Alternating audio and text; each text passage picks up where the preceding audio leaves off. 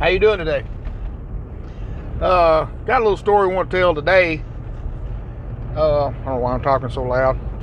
Got a little story I want to tell today, going back to 1992. Yet again, going to the Pyramid at Memphis. It was January the 7th, and it was kind of key that it was on a Tuesday night. But it was January the 7th, 1992. Pyramid, Memphis, Tennessee. And me and Lori, we went up to see the one and the only. Matter of fact, it's the only time I ever got to see them. Guns N' Roses. And what have I got going on here? Anyway, Guns N' Roses, man.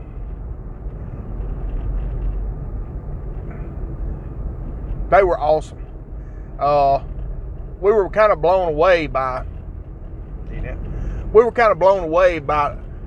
how good they were, But I want to back up a little bit before the show, because they had Soundgarden opening for them. And I said it before in another video. I wasn't really just a big Soundgarden fan. I hadn't been. I just wasn't a big Soundgarden fan. And I ain't got any. I don't have anything against them. And I'll say it again. When Chris Cornell put together, when he got in with Murillo and them and done Audio Slave, now all the Audio Slave CDs were great. I don't have any complaint. I mean, they were great, really, really good. So I became a Cornell fan. But Soundgarden came out. Now, our tickets, the thing about the tickets we had for the show was that if you were facing the stage, we were up to the left, up almost on the side, kind of going around that back corner of the stage. So we were like looking down at the side of the stage, kind of from behind almost. So we could see their teleprompters on the stage and all that stuff. So we were kind of looking at them from behind. It was really bad seats, but we took what we could get. I think it was a sellout, and we kind of got them late. But anyway, as a matter of fact, I think they had to open. The only reason we got those seats is because they opened some more seats up to where they could sell a few more. But anyway, I can't remember if that's true or not. I asked Johnny Holland, he'd remember. But anyway, we go up to see them, and Soundgarden comes out, and I mean, they come out, they're pretty much on time, and it's kind of like it was when I described them before, when I saw them before. Soundgarden to me, it was a lot of heavy guitar, but it was a lot of screaming. Cornell done a lot of screaming live in Soundgarden. I'm talking about a lot. But anyway, they were pretty good. I just, I'm not going to say they were bad. They were good. I just didn't get into their music that much. I never did. That Spoon Man was okay, and there was one or two other songs that was on the radio that was okay. They were okay. So I just wasn't a big fan. Well, now remember, this is on a Tuesday night. So in other words, it's a work night. So I was going to have to work the next day. All right. Now, I told you that Soundgarden came out on time. They came out probably at 8 or 8:30. All right. Well, we waited. After they got through, we waited. And we waited. And we waited. And I am not kidding y'all. It was nearly 11 o'clock. Somewhere around 11 o'clock before, or maybe it was even after 11, when Guns N' Roses finally came out. And I was like, I always like to try to slip out ahead of the crowd to beat the traffic, because it's a long drive home, especially from that side of Memphis all the way back to Pontotoc. But anyway, we hung in there, and I ain't kidding, they kept playing. And now, they were really good. They sounded great. Now, someone commented earlier about a concert at the Pyramid. The sound was not the best in the Pyramid, But I guess since we were sitting so close to the side field speakers, we had a pretty good mix on Guns N' Roses. It sounded pretty good. And anyway, but they kept playing and kept playing. And I ain't kidding y'all. I mean, I was sitting here thinking, look, we are going to have to go. I told Lori, it was just me and Lori went. And I told her, I said, we're going to have to go. We finally left. It was like after 1 o'clock. I mean, we watched them for 2 hours. And I'm talking about, it was like Axl was just getting his breath. He was just getting a good, second wind. I was like, dang. I said, we can't stay. So we literally left the Guns N' Roses show early.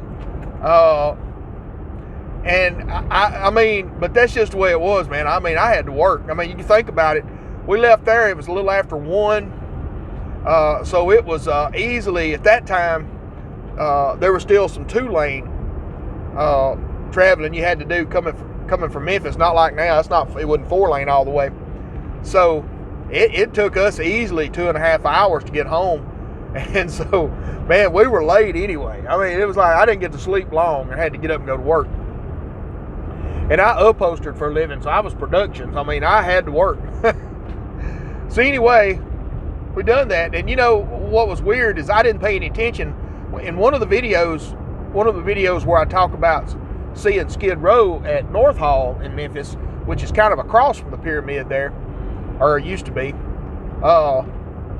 we saw, Soundgarden open for them there.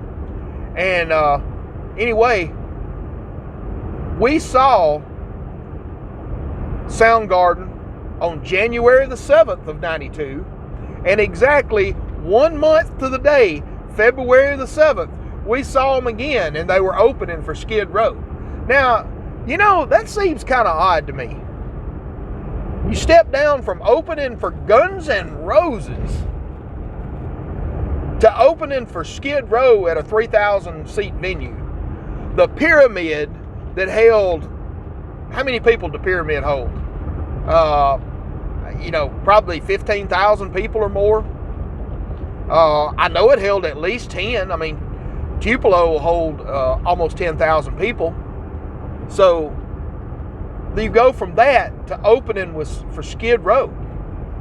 So, boy, I mean, after this, later on in 92 into 93, man, Soundgarden really blew up. I mean, they really had to blow up because, when we saw them then, I just thought of something. I don't think Spoon Man even come out till later on. Somebody can tell it in the comments if you want to. I think it was later on before Spoon Man come out.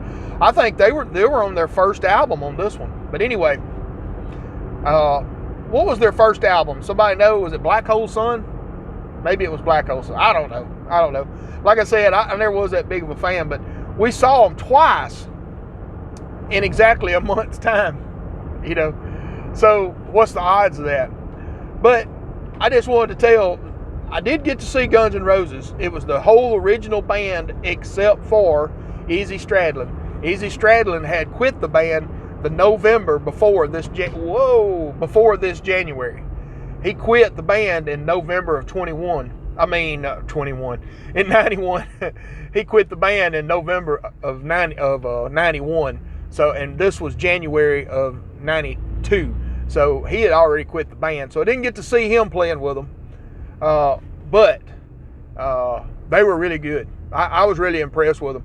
If they all had drinking problems and drug problems then, it wouldn't hinder them on stage not one bit that night because they were all great. And Axl was just on the whole time, just running and doing all that, playing the piano and doing all this other stuff. So I don't have any qualms about that. And if anybody else was at that show, comment. Let me know. Let me know if you was at that show. And let me know if you stayed till the end and what time it was when you left. Because I'm really curious. I can't remember. I know I found out later. But I can't remember how it was. I think Johnny Holland was there. Johnny, how long was it? This has been another segment from the Steering Wheel Commentator. Don't forget to like. Don't forget to comment. Don't forget to share. Don't forget to hit the like button. Don't forget to hit the notification bell. And we'll see y'all next time.